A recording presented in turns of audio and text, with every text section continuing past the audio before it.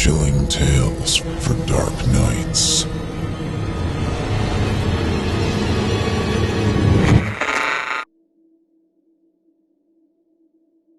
It was the middle of November when we arrived at Martingale and found the place anything but romantic or pleasant. The walks were wet and sodden, the trees were leafless. There was no flowers save a few late pink roses blooming in the garden. It had been a wet season, and the place looked miserable. Claire would not ask Alice down to keep her company in the winter months as she had intended, and for myself the Cronsons were still absent in New Norfolk, where they meant to spend Christmas with old Mrs. Cronson, now recovered. Altogether, Martingale seemed dreary enough, and the ghost stories we had laughed at while sunshine flooded the room became less unreal when we had nothing but blazing fires and a wax candle to dispel the gloom. They became more real also when servant after servant left us to seek situations elsewhere, when noises grew frequent in the house, when we ourselves, Claire and I, with our own ears, heard the tramp, the banging, and the chattering which had been described to us. My dear friend, you doubtless are free from superstitious fancies.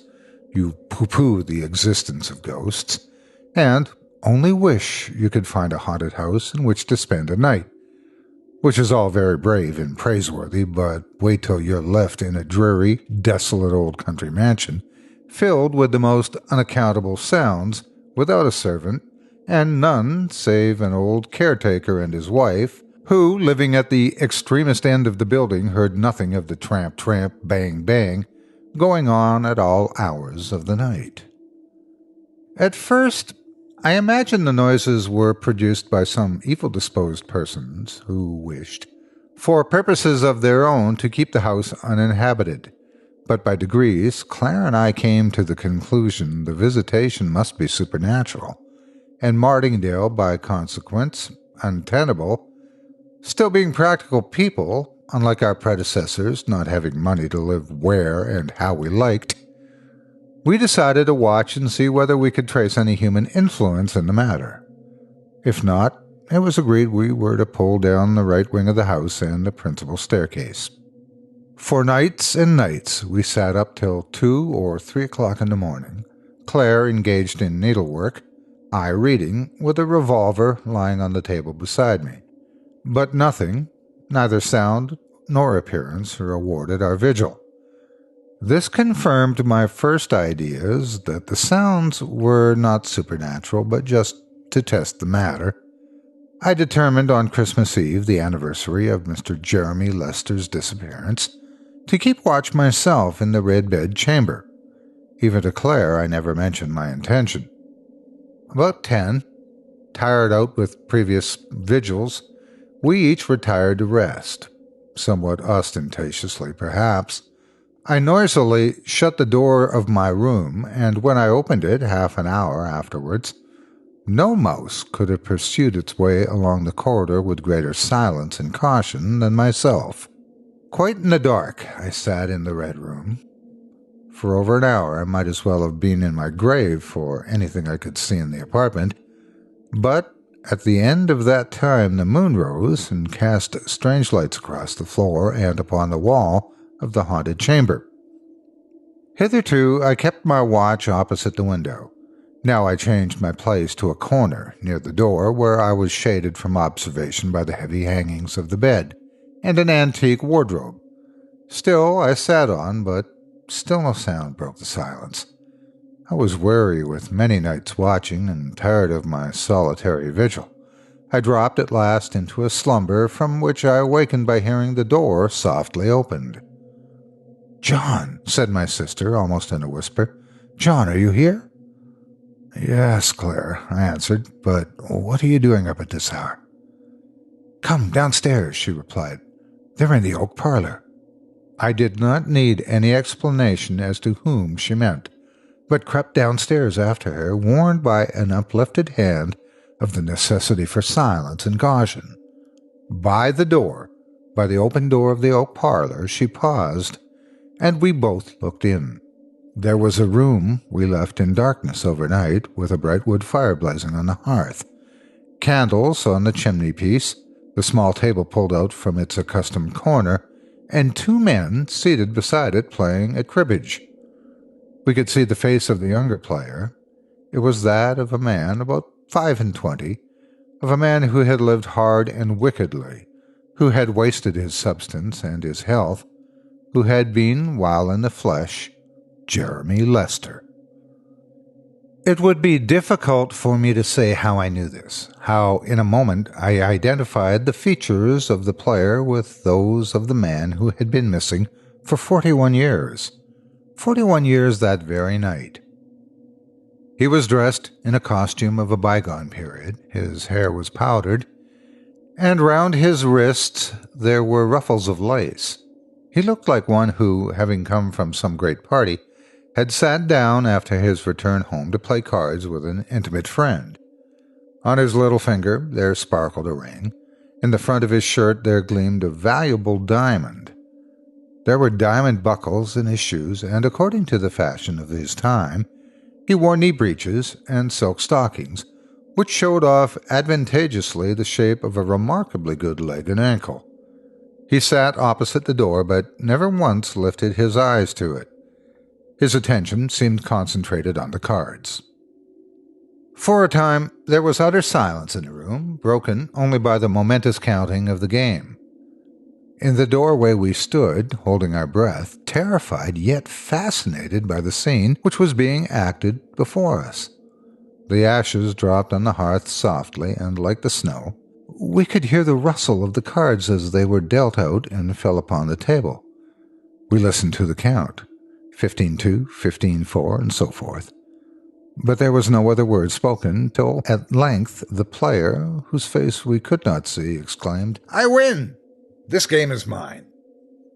Then his opponent took up his cards, sorted them over negligently in his hand, put them close together, and flung the whole pack in the guest's face, exclaiming, "Cheat! Liar! Take that!" There was a bustle and confusion, a flinging over of chairs, and fierce gesticulation, and such a noise of passionate voices mingling that we could not hear a sentence which was uttered. All at once, however, Jeremy Lester strode out of the room in so great a hurry that he almost touched us where we stood. Out of the room, and tramp up the staircase to the Red Room. Hence he descended in a few minutes with a couple of rapiers under his arm. When he re-entered the room, he gave, as it seemed to us, the other man his choice of the weapons. And then he flung open the window, and after ceremoniously giving place for his opponent to pass out first, he walked forth into the night air, Claire and I following. We went through the garden and down a narrow winding walk to a smooth piece of turf, sheltered from the north by a plantation of young fir trees. It was a bright moonlight night by this time, and we could distinctly see Jeremy Lester measuring off the ground. "When you say 3, he said at last to the man whose back was still towards us. They had drawn lots for the ground, and the lot had fallen against Mr. Lester. He stood thus, with the moonbeams falling upon us, and a handsomer fellow I would never desire to behold. 1, began the other. 2, and before our kinsman had the slightest suspicion of his design, he was upon him and his rapier through Jeremy Lester's breast. At the sight of that cowardly treachery, Claire screamed aloud.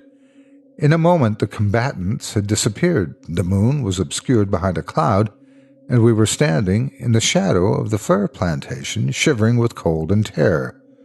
But we knew at last what had become of the late owner of Martingale, that he had fallen not in fair fight, but foully murdered by a false friend. When late on Christmas morning I awoke, it was to see a white world, to behold the ground and trees and shrubs all laden and covered with snow. There was snow everywhere, such snow as no person could remember having fallen for 41 years. It was on just such a Christmas as this that Mr. Jeremy disappeared, remarked the old sexton to my sister, who had insisted on dragging me through the snow to church, whereupon Claire fainted away and was carried into the vestry, where I made a full confession to the vicar of all we had beheld the previous night.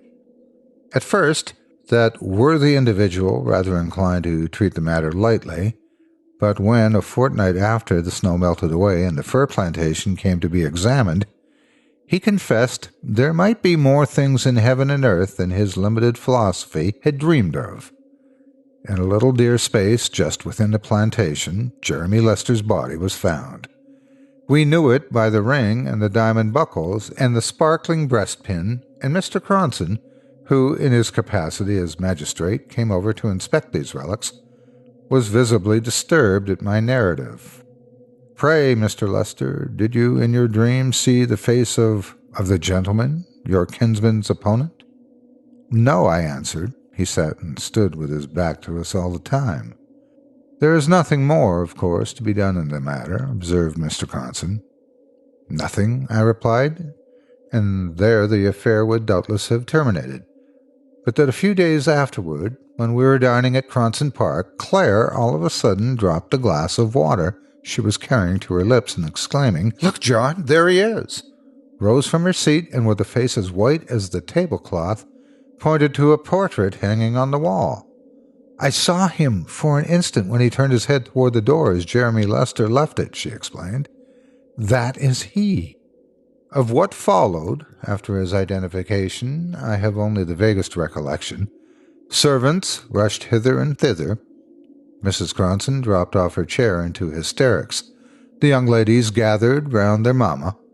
Mr. Cronson, trembling like one in an ague fit, attempted some kind of an explanation, but Claire kept praying to be taken away, only to be taken away. I took her away not merely from Cronson Park, but from Martingale.